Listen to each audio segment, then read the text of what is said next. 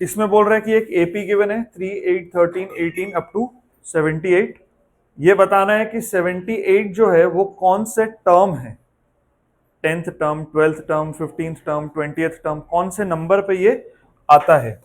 ठीक है, तो हम ये मान लेते हैं कि let 78 be the nth term. Good evening. ठीक है, 78 को हम मान लेते हैं कि वो nth टर्म है। ठीक है,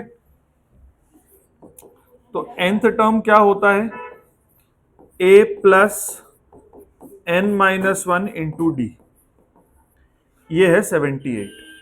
a क्या है 3, n माइनस वन, डी क्या है यहाँ पे 5। ठीक है ना, कॉमन डिफरेंस क्या चल रहा है 5 का। ठीक है, अब ये क्या बन गया देखो, 3 plus 5n minus 5 is equal to 78। 5n minus 2 is equal to 78, 5n is equal to 80, n is equal to 80 by 5, 16। इसका मतलब 78 इज द 16th टर्म। 78 क्या है, 16th term of the AP. ठीक है, सेम चीज हम लोग को यहां पे भी करना है, बस इतना डिफरेंस है कि यहां पे जो d का वैल्यू है वो एक फ्रैक्शन है। ठीक है, अब देखो ये कितना है 31/2। 31/2 में से 18 अगर हम माइनस करेंगे ना, तो 31 माइनस 36 यानी कि -5/2 होगा, वो d होगा।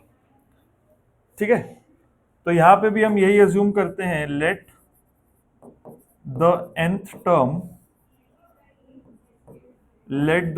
Term be -47। तो nth टर्म क्या होगा, a plus n minus one into d, है ना। तो a plus n minus one into d, ये nth टर्म है और यही है -47। ठीक है, a का वैल्यू क्या है यहाँ पे 18 और यहाँ पे d का वैल्यू क्या है -5/2, ये है -47। ठीक है, ये क्या होगा 18 minus 5n/2 plus 5/2 is equal to -47। अब यहां पे अगर हम देखें तो 18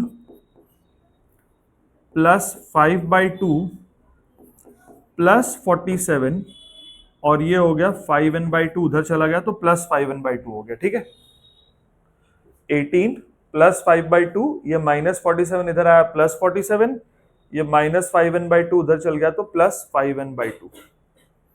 ठीक है, तो यहां पे कॉमन ले लिए 2, एलसीएम ले लिए 2, है ना।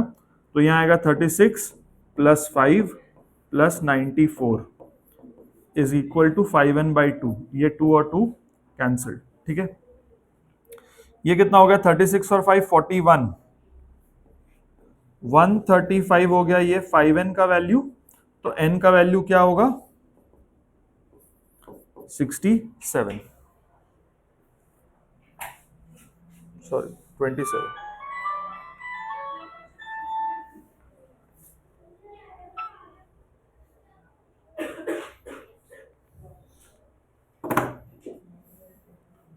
ठीक है, n का वैल्यू क्या होगा 27।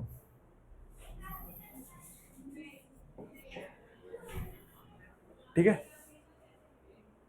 क्लियर है। हाँ, अब देखो यहां पे क्या करना है कि हम लोग को ये बताना है कि -150 इस एपी का कोई टर्म होगा या नहीं होगा, है ना। तो इस पर हम लोग क्या करेंगे, हम लोग अज्यूम करेंगे कि -150 इस एपी का nth टर्म है और फिर हम निकालेंगे n का वैल्यू। अगर n का वैल्यू एक नेचुरल नंबर आया, है ना, तो फिर -150 इसका टर्म होगा। जो n का वैल्यू है उसी पोजीशन पे होगा। जैसे मान लो n का वैल्यू 20 आया तो 20th टर्म होगा इसका, n का वैल्यू 30 आया तो 30th टर्म होगा। लेकिन अगर n का वैल्यू माइनस में आ गया या कोई फ्रैक्शन में आ गया, तब इसका मतलब है कि -150 एपी का टर्म नहीं है। ठीक है, तो टर्म है या नहीं है ये ऐसे चेक करेंगे। पहले अज्यूम कर लेते हैं कि let the nth term be -150। Now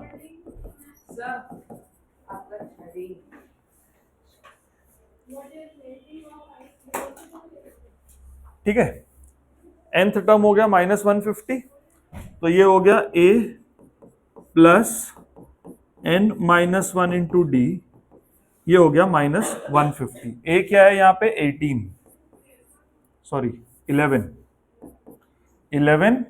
और d क्या है -3 है ना।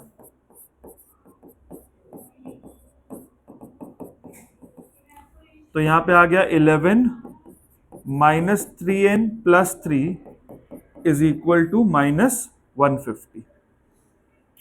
11 और 3 हो गया 14, 14 -3n is equal to -150। So 14 plus 150 is equal to 3n, 164 is equal to 3n। अब देखो 164 जो है ना वो 3 का मल्टीपल है नहीं, ठीक है ना। तो यहां पर हम लिखेंगे since n is not a natural number, इसको सिंप्लीफाई कर दो। सिंप्लीफाई करके क्या आएगा, 3 5 15 और यहाँ 3 4 12 है ना, 54 2/3 ये आया n का वैल्यू। तो since n is not a natural number, -150 is not a term of the given AP। ठीक है, n कोई नेचुरल नंबर नहीं आया, इसका मतलब ये जो -150 है ये गिवन AP का टर्म नहीं है। ठीक है,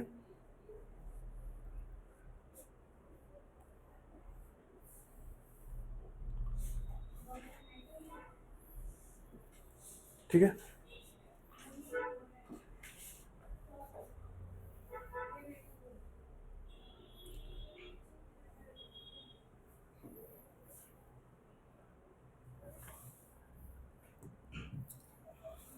अब यहां पे भी वैसे ही क्वेश्चन है, find weather 55 is a term of this AP और not, if it is a term which term is it. तो जो n का वैल्यू है वही वाला टर्म होगा ये, है ना।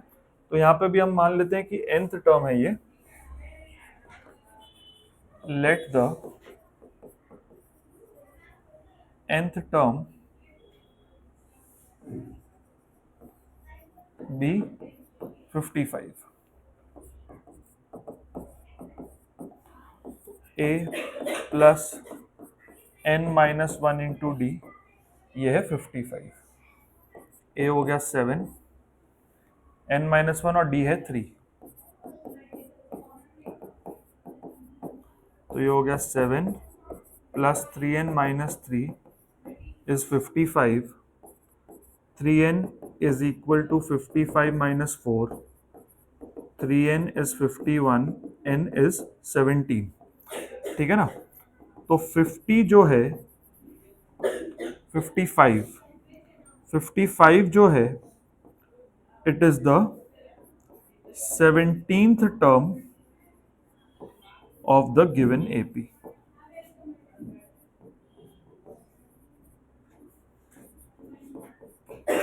ठीक है, 50 is the 17th term of the given AP। ठीक है, तो इस तरह का जो क्वेश्चन है वो शॉर्ट क्वेश्चन में आ सकता है या MCQ में आ सकता है। ठीक है,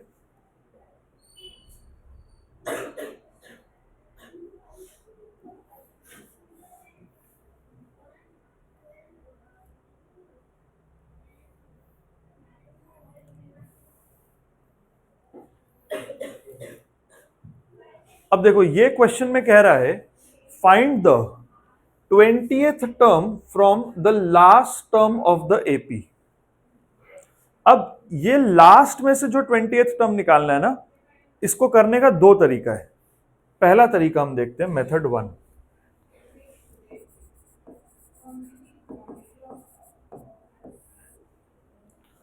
ठीक है,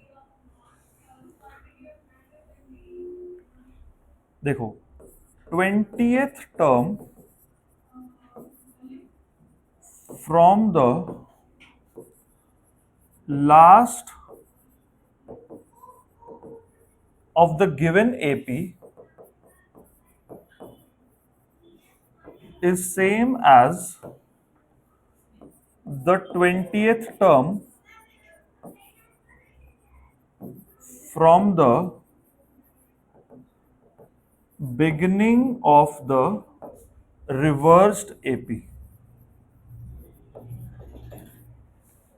ठीक है, इसका मतलब क्या है, इस एपी के लास्ट में से 20th टर्म जो होगा वो वही होगा जो इस उल्टे एपी का स्टार्टिंग से 20th टर्म होगा। उल्टा एपी मतलब रिवर्स्ड एपी मतलब देखो, जैसे यहां पर 3 के बाद 8 के बाद 13 ऐसे 5-5 के कॉमन डिफरेंस से नंबर बड़ा होता जा रहा है। अगर हम उल्टा लिखेंगे इस एपी को, इससे 5 छोटा आएगा नंबर, है ना, क्या आएगा 248, है ना, फिर क्या आएगा 243 and so on up to 8 and 3।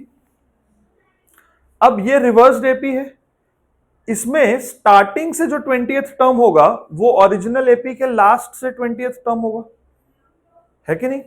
तो यहां पे फर्स्ट टर्म जो है वो 253 है और जो कॉमन डिफरेंस है वो -5 है, क्योंकि हम रिवर्स एपी का कैलकुलेशन कर रहे हैं, ठीक है ना।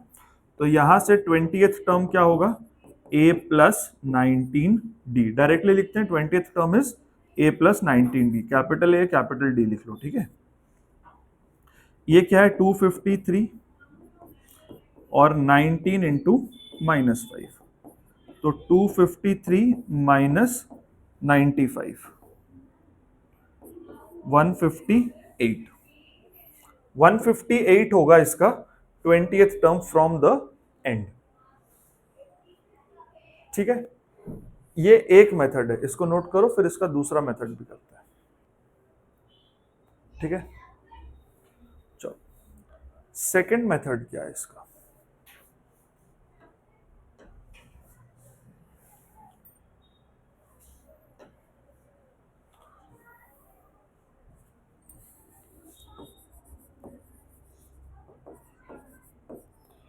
मेथड 2 देखो, nth term from the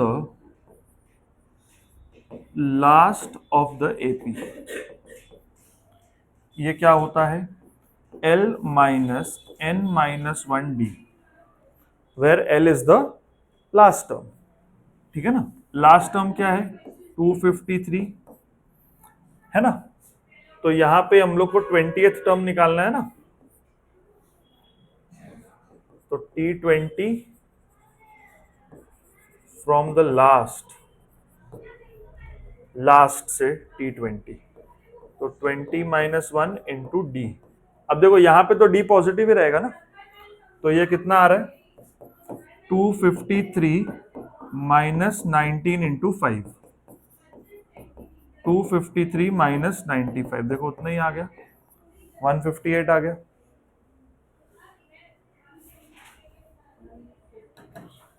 find the 12th term from the end of this AP, ठीक है। यहां पे लास्ट टर्म क्या है -100 और कॉमन डिफरेंस क्या है -2 का है, तो डायरेक्ट फॉर्मूला लगा के कर लेते हैं हम लोग। 12th term from the end is equal to L minus 12 minus 1 into d. L क्या हो गया -100 माइनस 11 इंटू डी क्या है -2 है, ठीक है ना। तो -100 माइनस ऑफ -22, तो ये क्या बन जाएगा -100 प्लस 22, है ना। तो -78 जो होगा ये होगा उसका 12th term from the and, ठीक है। क्लियर है ना।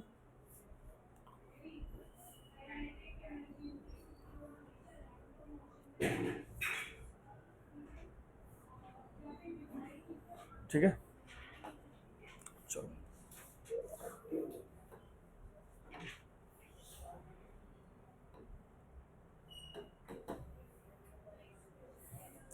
अब यहां पर एक एपी दिया है जिसके दो मिडिल मोस्ट टर्म्स का हमें सम निकालना है। तो पहले ये देखना होगा कि कौन से दो टर्म्स है जो मिडिल मोस्ट है ना। उसके लिए हम लोग को ये देखना होगा कि इसमें टोटल कितने टर्म्स हैं, टोटल कितने टर्म्स हैं। सबसे पहले हम लोग देखते हैं कि इसमें क्या क्या इंफॉर्मेशन है। ए का वैल्यू -4/3 और डी कितना है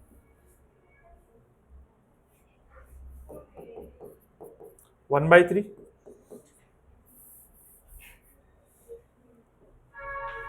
ठीक है,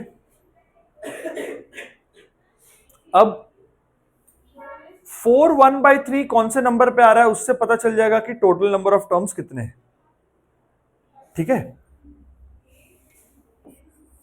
let there be n terms in the AP.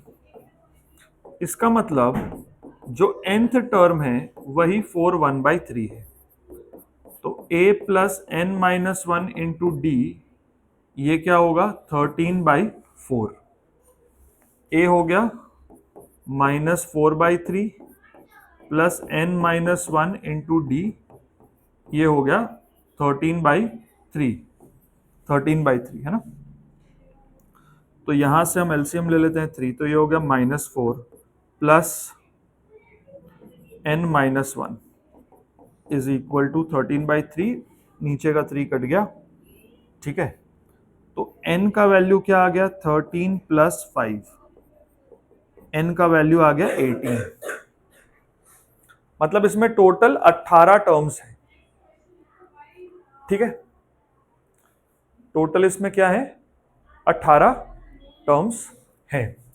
अब जो मिडिल मोस्ट टर्म्स होंगे ना वो कैसे होंगे, देखो the two middle most terms are, जैसे 9 में हम लोग मीडियन निकालते थे है ना।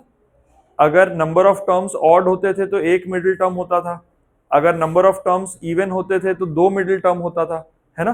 तो यहाँ पे total number of terms even है, तो दो मिडिल टर्म कैसे होंगे, the two middle most terms are 18/2th that is 9th term and 18/2 plus 1th term that is 10th term, है ना। जितने भी टर्म्स आए उसका हाफ करो, वो वाला टर्म और उसके जस्ट बाद वाला टर्म जो है वो दो मिडिल टर्म होते हैं, है ना। अब हमें क्या फाइंड करना है, इन दो मिडिल मोस्ट टर्म्स का जो टोटल है वो फाइंड करना है। इसका मतलब हम लोग को निकालना है 9th टर्म और 10th टर्म का सम, 9th टर्म और 10th टर्म का सम। अब देखो, या तो हम ये कर सकते हैं कि पहले 9th टर्म निकालो फिर 10th टर्म निकालो और फिर दोनों को ऐड कर दो, या फिर उसका एक और तरीका है, 9th टर्म को क्या लिखते हैं a plus 8d, 10th term को क्या लिखते हैं a प्लस 9d। तो डायरेक्टली निकाल देते हैं 2a प्लस 17d। a क्या है -4/3 और d क्या है 1/3। तो ये क्या हो गया -8/3 प्लस 17/3, तो कितना आएगा यहाँ पे 9/3, 9/3 कितना हो जाता है 3। तो यानी दो जो मिडिल मोस्ट टर्म्स है उसका टोटल कितना है 3। ये एक तरीका सॉल्व करने का। दूसरा तरीका क्या था, 9th टर्म का वैल्यू निकालो, 10th टर्म का वैल्यू निकालो, उसको ऐड कर दो। हमसे ये तो नहीं पूछा था 9th टर्म क्या है 10th टर्म क्या है, हम लोग से खाली टोटल पूछा, तो टोटल हम लोग ऐसे भी निकाल सकते हैं, कोई दिक्कत नहीं। ठीक है, क्लियर है।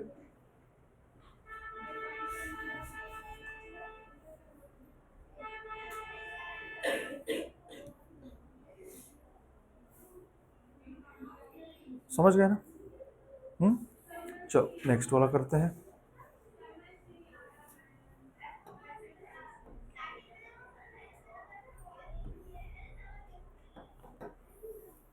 अच्छा, ये वाला जो क्वेश्चन है ना ये बड़ा इंपॉर्टेंट है। कोई एपी दिया होगा डिक्रीजिंग ऑर्डर में और पूछेगा कि कौन सा पहला टर्म है जो नेगेटिव है। ठीक है, यहां पर क्या है एपी 53, 48, 43 एंड सो ऑन। -5 का कॉमन डिफरेंस चल रहा है, घटते घटते घटते कोई नंबर तो आएगा जो 0 से भी छोटा हो जाएगा ना। तो हम मान लेते हैं कि nth टर्म होगा वो वाला, ठीक है। Late the nth term be the first negative term. मान लो nth टर्म जो है वो पहला नेगेटिव टर्म है, ठीक है। अब थोड़ा सा हम लोग लीनियर इनइक्वालिटी का इसमें कॉन्सेप्ट लगाएंगे। अब अगर वो नेगेटिव टर्म है तो Tn is less than 0। nth term पहला नेगेटिव टर्म है तो उसका वैल्यू लेस देन 0 है। अच्छा, nth टर्म को हम लिखते हैं a plus n minus 1 into d, ये पूरा चीज लेस देन 0 है, ठीक। a क्या है 53 प्लस n माइनस 1, डी क्या है -5, ये लेस देन 0 है। 53 माइनस 5n प्लस 5 ये लेस देन 0 है, तो ये क्या हो गया 58 minus 5n less than 0। 58 is less than 5n, 58 by 5 is less than n, ठीक है। तो ये क्या हो गया 5 11 55, 11 3 बाई 5, जो n है वो 11 3 बाई 5 से बड़ा है ना। और n क्या होना चाहिए, नेचुरल नंबर होना चाहिए। तो 11 3 बाई 5 से जस्ट बड़ा नेचुरल नंबर क्या है 12, है ना। इसका मतलब since n is a natural number,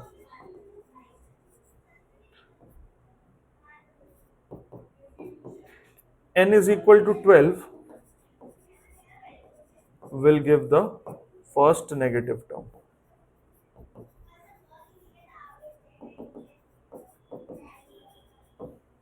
ठीक है, तो हम कह सकते हैं 12th term is the first negative term,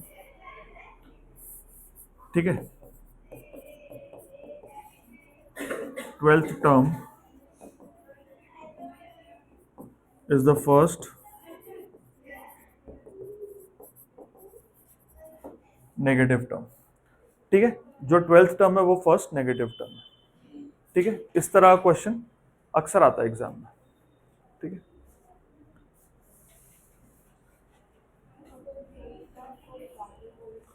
हाँ, अगर वो बोले कि हाँ कौन सा टर्म है, वो नेगेटिव टर्म क्या है, तो फिर हम 12th टर्म का वैल्यू निकाल लेंगे।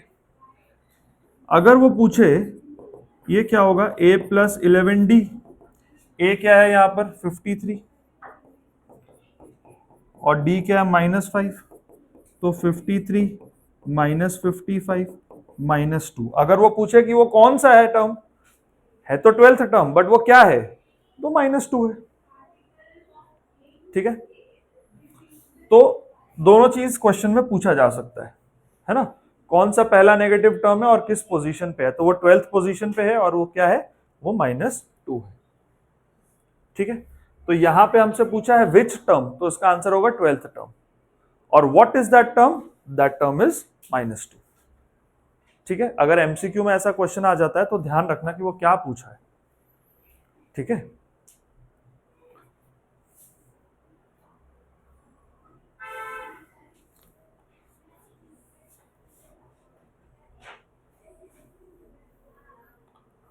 इसके बाद जो वैरायटी ऑफ क्वेश्चंस है वो ऐसा है कि किसी एपी के दो टर्म्स के बीच में क्या रिलेशन है वो दिया होगा, उससे हम लोग दो इक्वेशन बनाएंगे, ए और डी दो वेरिएबल्स का इक्वेशन बनेगा दो, उन दोनों को फिर साइमल्टेनियसली सॉल्व करके हम लोग को ए और डी का पता करना होगा। ए और डी पता लग जाएगा तो फिर वो एपी पता लग जाएगा, ठीक है। अब यहां पर क्या कह रहा है देखो, determine the AP whose third term is 16 and 7th term exceeds the 5th term by 12। तो पहला इंफॉर्मेशन क्या है कि कोई एपी है जिसका थर्ड टर्म है 16, थर्ड टर्म 16 है, एंड 7th टर्म जो है it exceeds the 5th term by 12, मतलब 7th टर्म जो है ना वो 5th टर्म से 12 ज्यादा है, seventh term exceeds the fifth term by 12, इसका मतलब जो सेवेंथ टर्म है वो फिफ्थ टर्म से 12 एक्स्ट्रा है। ये दो इंफॉर्मेशन है। अब यहां से हम क्या लिख सकते हैं, यहां से हम इक्वेशन बना सकते हैं a plus 2d is equal to 16, ठीक है। और यहां से क्या इक्वेशन बन रहा है, देखो a प्लस 6d, ये हो गया seventh term, this is equal to fifth term plus 12, fifth term क्या है a plus 4d plus 12, a और a को करो कैंसिल, यहां से आएगा 2d इज इक्वल टू 12, मतलब d इज इक्वल टू 6, ठीक है। अब हम क्या करते हैं, put d is equal to 6 in equation number 1, तो a plus 2d is 16, d का वैल्यू 6, तो a प्लस 12 इज 16, तो a का वैल्यू क्या आ गया 4। अब हम लोग को a भी पता लग गया और d भी पता लग गया, तो AP क्या होगा, चार टर्म्स लिख देंगे AP के, 4 कॉमन डिफरेंस 6 है, 10 16 22 एंड सो ऑन। देखो यहां पर दो टर्म्स के बारे में कुछ इंफॉर्मेशन है ना, और उनसे हम लोग को a और d ये दोनों वेरिएबल से दो इक्वेशन फॉर्म करना है, ठीक है। पहला इंफॉर्मेशन क्या है, देखो find the AP whose third term is 16, कोई ऐसा AP है जिसका थर्ड टर्म है 16, तो T3 अगर 16 है तो T3 क्या होता है, a plus 2d, a plus 2d 16 होता है, ये पहला इक्वेशन बन गया। आगे क्या इंफॉर्मेशन है, the seventh term exceeds the fifth term by 12, मतलब उस AP का जो सेवेंथ टर्म है वो ट्वेल्थ टर्म से और फिफ्थ टर्म से 12 ज्यादा है, तो जो सेवेंथ टर्म है वो फिफ्थ टर्म से 12 ज्यादा है। सेवेंथ टर्म को क्या लिखते हैं, a plus 6d, this is equal to fifth term यानी a प्लस 4d, ये फिफ्थ टर्म हो गया प्लस 12, यहां से a और a कटा, 6d minus 4d, 2d is equal to 12, तो d इज इक्वल टू 6। अब d इज इक्वल टू 6 उठा के हम इसमें डालेंगे तो मेरे को a का वैल्यू मिलेगा 4, a और d मिल गया तो AP बन गया, ठीक है ना, क्लियर है। चलो नेक्स्ट वाला देखते हैं।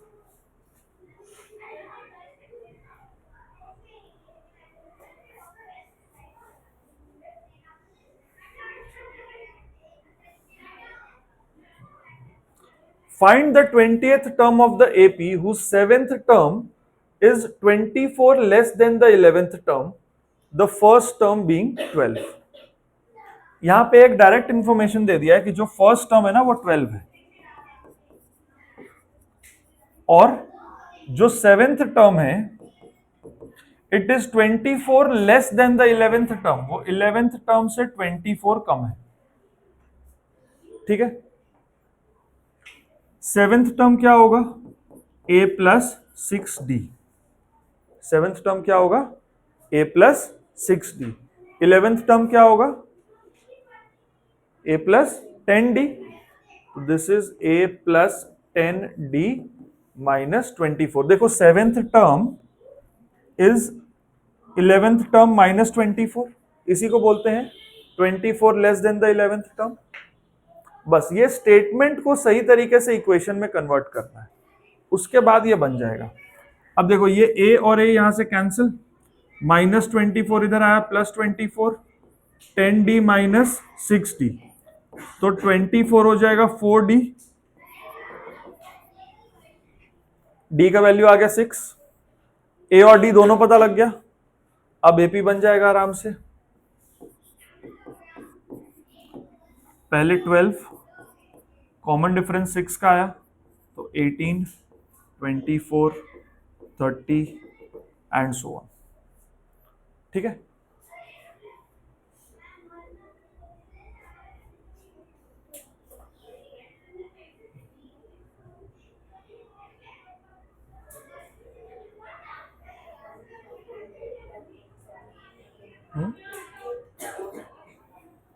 क्या, हाँ वो तो निकल जाएगा, अब इतना हो गया तो वो भी निकल जाएगा, a और d पता चल गया ना।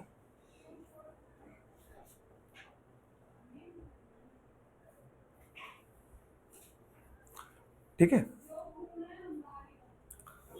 अब क्या करना है, फाइंडिंग द 20th टर्म, तो T20 क्या हो गया a प्लस 19d, ए क्या था 12 और डी है 6, सो 12 प्लस 19 इंटू 6 144 114, तो ये कितना हो गया 126 126 है ना।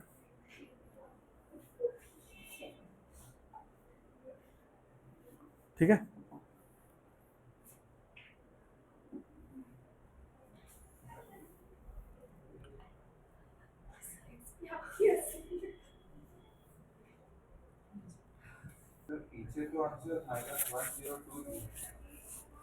गलत आ रहा है क्या? देखो, find the 31st term of the AP whose 11th term is 38 and 6th term is 73। ठीक है, देखो 11th टर्म क्या है 38, मतलब a प्लस 10d, ये है 38 फर्स्ट इक्वेशन। 6th टर्म है 73,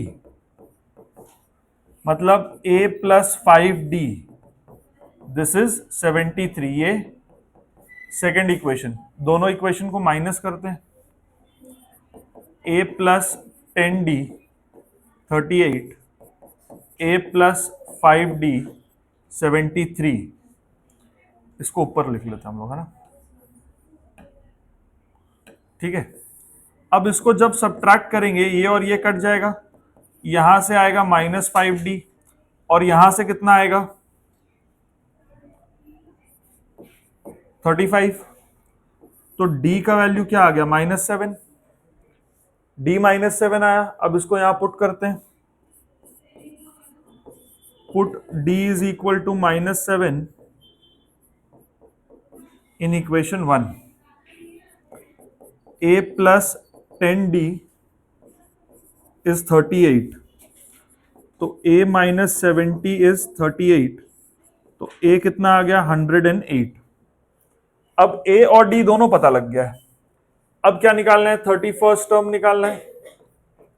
31st term will be a plus 30d, a क्या है 108 और d क्या है -7, 108 माइनस 210, सो -102, यही है ना। ठीक है, पहले क्या,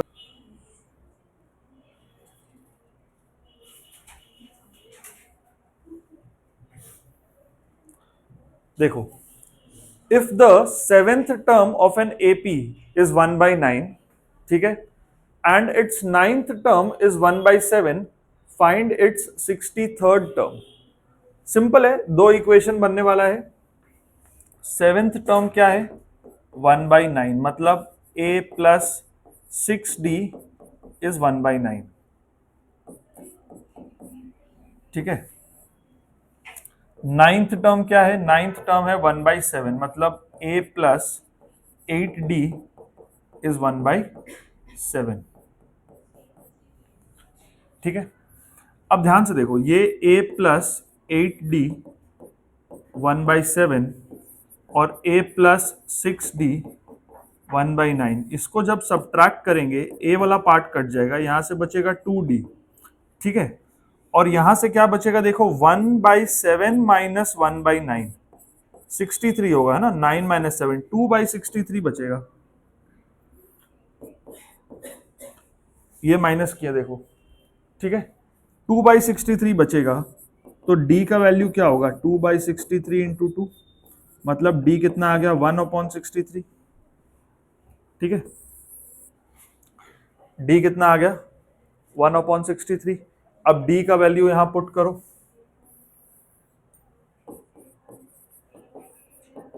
put d is equal to 1/63 in the first equation, तो a प्लस 6 इंटू 1/63 इज 1/9, तो a का वैल्यू क्या हो गया 1/9 माइनस 6/63।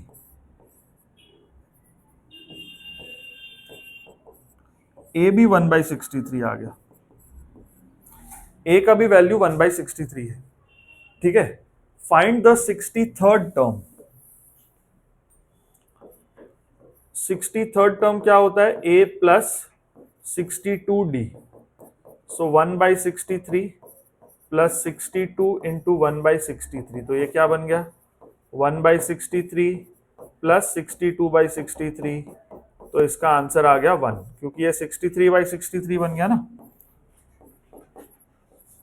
तो जो 63rd टर्म है वो क्या है 1, 63rd टर्म इज 1, ठीक है। 63/63 हो गया, 63rd टर्म इज 1, ठीक है।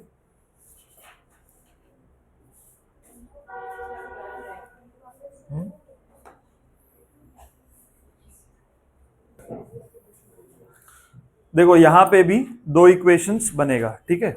इसमें क्या कह रहा है, 15th term of the AP is 3 more than twice the 7th term. ठीक इक्वेशन बनाना है हम लोग को, 15th term is 3 more than twice the 7th term, ठीक है। 15th term is 3 more than twice the 7th term. If the 10th term of the AP is 41, 10th term is 41, find the nth term. तो देखो यहां पर 15th term होता है a plus 14d, it is 3 plus 2 times the 7th term. 7th term क्या होता है a plus 6d, तो इस पूरे के साथ 2 मल्टीप्लाई होगा, ये ध्यान देना। ये है ना 7th टर्म, इस पूरे के साथ 2 मल्टीप्लाई होगा, तो ब्रैकेट में रखना इसको, ठीक है। तो ये बन गया a plus 14d is equal to 3 plus 2a plus 12d, ठीक है। अब यहां से a plus 14d minus 2a आ गया, तो यहां पर माइनस a बच गया, और यहां से 14d माइनस 12d तो 2d हो गया। ये इक्वेशन बन गया, minus a plus 2d is equal to 3। इसको पहला इक्वेशन मान लेते हैं हम। और यहां से 10th टर्म है जिसको हम लिखेंगे a plus 9d, this is 41, इसको दूसरा इक्वेशन मानेंगे। अब क्या करने वाले हैं, अब दोनों इक्वेशंस को ऐड कर देते हैं। तो a plus 9d 41 minus a plus 2d is 3, add करेंगे तो a और माइनस a कट गया, ऐड करने से 9d और 2d 11d, और ये हो गया 44, d का वैल्यू आ गया 4, d का वैल्यू 4 पुट करो,